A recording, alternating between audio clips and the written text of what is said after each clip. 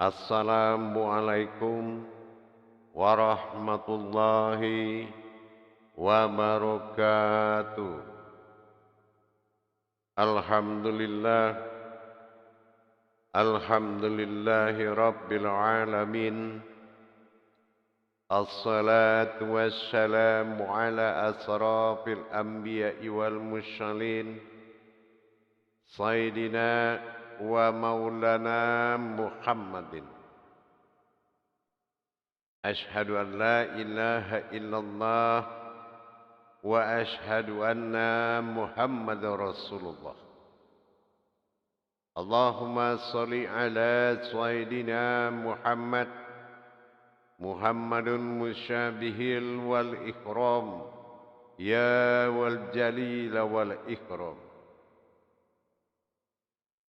Wattahirin wal mujahidina, amma ba'du, ibarallah wa ittaqullah. Bersyukur kita kehadirat Allah dengan mengucapkan alhamdulillahi rabbil alamin atas segala limpahan karunia, rahmah dan hidayahnya, serta dengan izinnya juga kita dapat menjalankan amanahnya bertolabul ilmi fardhidatul ala kulli muslim. Kalaulah kita memang mengaku seorang muslim, maka Rasul wajibkan kita belajar, karena diamanahkan oleh Allah segala sesuatu perintahku yang tidak engkau kerjakan dengan ilmunya, maka segala perbuatan itu tidak akan diterima. Fa'kulu min bi khairi ilmin ya'malu wa amalahu mardulatun la tahabalu. Insyaallah bertemu lagi dengan saya Guru Mursyid Syekh Nur Muhammad Buya Irwan Maulana Al-Khalidi, Pasaman, Sumatera Barat. Khusus dalam makom Majelis Zikir Ma'rifatullah Indonesia di bawah naungan Yayasan Islam Hidayatul Mubarakah Indonesia, khususnya dalam masa syiar, wadah syiar YouTube kebanggaan kita, YouTube Buya Pasaman Timur, kupas tuntas ilmu hakikat, amal dan ibadah. Alhamdulillah, kaum muslimin dan muslimat dimanapun berada, jamaah rahimakumullah. Sebagaimana dalam tayangan yang lalu kita telah mencapai pemahaman dalam makom tauhid, yaitu pada hakiki dia adalah aku. Hakiki dia adalah aku, yang mana kita telah memasuki kata aku dalam hakiki dia muncul dari pecahan H dan U, yang mana H bermakom kepada sebuah makom mim dan alif hayat kasroh I sebagai pencarian yang ada sesuatu hayat yang hidup di antara H dan U. U adalah tajalli sir, persembunyian batin. Nun berarti min. Nah, ini kita sudah paham. Jangan kita hanya memahami atau mendengar kata hu berartikan aku, tetapi pecahan dari hu itulah yang menjadikan kata itu aku. Dalam makom mim, alif, kasroh, i dan nun diawali oleh ha dan u, artinya ha jatuh kepada suatu wujud kosong, u sir domah u ini menandakan hening. Maka di sini timbullah sesuatu kodrat yang dikatakan kosong dan hening dalam wujud diam. Diam di sini bukanlah tidak bisa berkalam, bukan tidak ada kalam, tapi karena sudah sempurna pemahamannya terhadap kejadian tajalli dirinya, mulai dari aku, dia, dan wujud keakuanku dalam masa umat. Ini sudah kita pernah bahas. Tetapi untuk memahami sejauh mana makna diam ini yang dikembangkan oleh Allah, tujuan ibtiqa madatilahnya, tujuan diam ini sebetulnya apa? Tujuan diam ini adalah sesuatu hakikat dan kiat, ya, sebuah kiat, sebuah kekuatan besar. Kenapa? Diam adalah menyembunyikan semua pengetahuan, kekuatan, kekuasaannya, dan berdiri dalam makom pensaksiannya. Untuk kita memahami hakikat diam ini sudah akan tercapai suatu tujuan hakiki dari diam ini adalah melaksanakan penerimaan kodrat pada kodrat hening yang disimpan dalam kekosongan sehingga terhimpun menjadi sebuah getaran, sehingga terhimpun menjadi sebuah rasa dan terhimpun menjadi sebuah kodrat pandangan. Ini yang dikatakan gejolak. Jadi kalau kita memahami kemana pergi tujuan diam adalah menghimpun rahasia. Dihimpun rahasia Allah dengan segala perjalanan peristiwa hakiki yang dirahasiakan sehingga bergejolak menjadi suatu kekuatan dan tidak boleh dikalamkan. Kenapa begitu? Kalau Tuhan Allah yang meliputi sekalian alam, kita sampaikan, jabarkan dengan kata-kata, ada titik yang tidak boleh dijabarkan. Kenapa tidak boleh dijabarkan? Karena dia harus menjadi getaran dan gejolak sehingga menimbulkan suatu kejadian. Ini yang dikatakan mabrur dan mustajab. Apa hal-hal yang tidak boleh dikalamkan? Itu adalah sir-sir yang tidak ada hak untuk dikalamkan, tetapi untuk dinikmati dan dirasakan serta ditahan di dalam kekosongan dengan jiwa yang diam, yang menggelegar menjadi suatu kekuatan yang mencapai naluri pandang, naluri dengar, naluri kata, naluri hidup. Ini adalah lahut-lahutnya Allah. Ini yang akan disimpan, yang boleh disampaikan kepada tingkat iman dan akidah serta ilmu. Itu boleh kita kalamkan. Tetapi segala yang berhubungan dengan tajalli, perjalanan sir, ini tidak boleh dikalamkan dan dimasukkan, disimpan di dalam kodrat diri yang diam, sehingga diam bergejolak menjadi getaran dan menjadi guncangan aras di dalam diri, sehingga itu yang melahirkan mustajab dan mabrur. Ini yang hakikat diam. Dalam suatu hal kita belajar, kita dengar titik-titik pelajaran tersebut sudah menuju kepada makom-makom kerahasiaan. Di sini harus ada makom diam. Apa?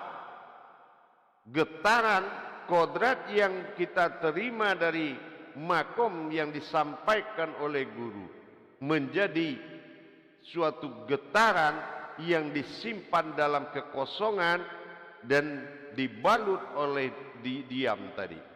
Jiwa yang diam menyembunyikan kodrat rahasia yang akan menjadi suatu getaran.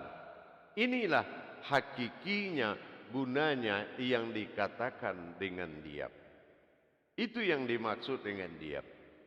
Jadi diam ini menyimpan rahasia Allah sebagai kekuatan yang sangat kuat, yang menjadi getaran, yang menjadi sebuah guncangan yang akan berdampak kepada perbuatan, kekuasaan, kekuatan dan kebesaran. Ini adalah aras makomnya diam yang menguasai sebuah keadaan. Jadi kalam-kalam yang wajib dikalamkan, yang sunnah dikalamkan, yang tidak boleh dikalamkan, yang disimpan dalam brankas hening yang ditutup oleh kodrat diam. Inilah masuk ke dalam kodrat kosong, dibungkus oleh hening menjadi kodrat diam. Ini akan menimbulkan gejolak yang sangat kuat. Tapi kalau semuanya menjadi kalam, kenamanya kebesaranku meliputi sekalian alam. Ini kaji tidak akan pernah menjadi kenyataan di diri kita kalau semuanya masuk ke dalam kalam. Harusnya batasan kalam dengan rahasia sesuatu yang disimpan kepada tempat kekosongan yang mana dibungkus oleh diam dan itu dilindungi oleh wujud dan maujudnya. Ini yang dikatakan hakikat diam. Tapi kalau hakikat diam tidak bermuatan kepada aras sebuah kekuatan, tidak menyimpan getaran-getaran kaji yang tidak pantas dikalamkan, tidak pantas disampaikan, maka tidak ada gunanya diam. Diam itu usul, berangkasnya ilmu, yang mana dia diam karena dia tahu. Justru itu yang harus dimiliki tajalinya. Bagaimana kita menerima, menyimpan dalam kosong, yang dimaksud kosong itu tidak ada yang ada melainkan sesuatu yang ada. Nah itu dimaksud dengan kosong. Nah yang dimaksud dengan hening adalah dibungkus dengan sifat hening. Sehingga yang keluar itu hanya iman dan akidah. Ini iman dan akidah. Iman pegangan Allah dan akidah pegangan dan akhlak. Ini yang disebut dengan pegangan Muhammad, ya umat. Nah, ini perpaduan antara kerja kodrat Ahmad dan Muhammad. Ahmad menyimpan sebuah kekuatan hening sehingga berwujud kepada Allah dalam menerima ilmu, dalam memberikan ilmu. Nah ini sementara aku pada yang diam, ya hening dan kosong menyimpan kekuatan tersebut. di dalam lindungan Allah dan wujudnya Muhammad. Inilah suatu kekuatan yang tersembunyi, yang disembunyikan oleh zahirnya Allah dan wujudnya Muhammad. Ini hakiki daripada diam. Jadi kalau kita menerima kebaikan, simpanlah dalam dirimu yang paling terdekat, yaitu hakikinya dirimu, diri yang sejati. Nah inilah, yaitu diri ilahi atau disebut dengan diri batin sejati. Inilah diri batin sejati yang tumbuh dalam kodrat sulbi. Nah ya, itu harus disimpan dengan rapi dan ditutup dengan rasa, dengan sebuah kekuatan hening. Jadi kosong ditutup dengan hening dan terlihat Allah yang menyembunyikan dalam daya penampakan wujud, yaitu Muhammad. Nah inilah, jadi semakin kita menyimpan rahasia Allah, tidak dikalamkan titik rahasia tersebut yang tidak boleh dikalamkan dan tertulis, maka itulah yang akan disimpan, yang akan menjadi gejolak dari yang kita amalkan. Mana yang tidak boleh dikalamkan, ini yang disimpan pada diri yang kosong, ditutup dengan diri dengan sifat hening dan dilindungi oleh wujud Allah yang bermaujud Muhammad. Nah ini yang dimaksud oleh hakikat diam. Jadi digunakan untuk pembuka hijab. Jadi kalau ada batasan-batasan hijab-hijab itu, maka namanya adab bi abdihi darajatun fil ilmi. Ini semakin baik dan semakin bagus. Inilah hakikat dari diam, yaitu menghimpun kekuatan besar dengan menyimpan rahasia Allah sampai menjadi sebuah gejolak tiba, gejolak yang sangat tinggi, gejolak yang sangat besar yang akan bergetar oleh seluruh alam. Inilah makanya dikatakan diam itu adalah himpunan kekuatan, yaitu diri hakiki, aku sebagai diri yang sejati, ya, diri yang sejati. Inilah yang akan menyimpan. Ini disebut dengan batin sejati atau dikatakan dengan ilahi. Ilahi itulah yang dikatakan dengan hakikinya Allah, hakikinya Tuhan. Ilah yaitu ilahi. Inilah yang dikatakan diri al-haq, diri yang diam, al-haq. Inilah, tapi hak, al-haqqul mubin. Nah kalau dia berwujud seperti alam, ini yang dia katakan mubin. Mubinnya siapa? Mubinnya Allah. Wujud mubinnya, wasadiqul wa'dal aminnya adalah Muhammad. Jadi kalau dia hadir dan dia mubin nyata di dalam perjalanan dan hidup, maka yang terlihat itu pasti Muhammad, yang zahir itu pasti Allah, dan akulah yang diam pada diri itu. Inilah yang dikatakan diri di dalam diri yang sebenar-benar diri. InsyaAllah, mudah-mudahan mari kita simpan rahasia Allah dengan baik. Apabila kita sudah menerima dari guru, maka akan menjadi suatu kodrat, kekuatan aras yang membuat mabrur dan mustajabnya ilmu. InsyaAllah inilah hakikat terkuat dalam diri manusia, yaitu diam, hening, kosong, terwujud pada hayat diam. Diam itulah hakikinya diri sejatinya kita, min, diri aku yang dinamakan awal sebelum dia. Ini yang dikatakan dengan min. Nah, InsyaAllah dengan kita sudah bisa memahami dan bagaimana memaknai diam pada diri, akan menuju gejolak besar dan mana yang pantas jadi kalam, mana yang tidak ada ilmu memiliki hak kalam. Kalau hak kalamnya tidak ada, maka dia tersimpan di dalam kekosongan dan ditutup oleh hening dinamakan diri diam, yaitu al-haq, ya, diri al-haq yang berwujud berkodrat min, yaitu hakikinya satu, aku. Inilah yang dikatakan dengan hakiki. InsyaAllah dengan adanya batin sejati yang kita pahami, ilahi pada ilaha yang nyata, maka inilah yang dikatakan kodrat Allah pada Ahmad yang dipuji oleh Muhammad, maka itulah aku Allah yang berkodrat Ahmad yang dipuji oleh Muhammad.